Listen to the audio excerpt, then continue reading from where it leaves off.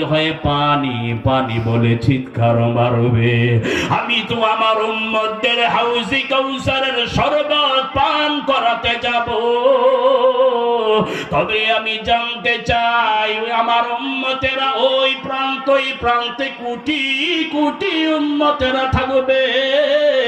আমার হাত হলো মাত্র দুটি।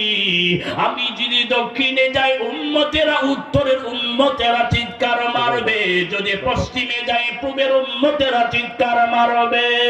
ও আল্লাহ, আমার হাত হলো মাত্র দুটি, আমার উম্মতের সংখ্যা হবে কোটি কোটি। আমি কেমন করে এট এ টাইমে একই সময় আমার কোটি কোটি উম্মতের মুখে শরবত ঢেলে দিব?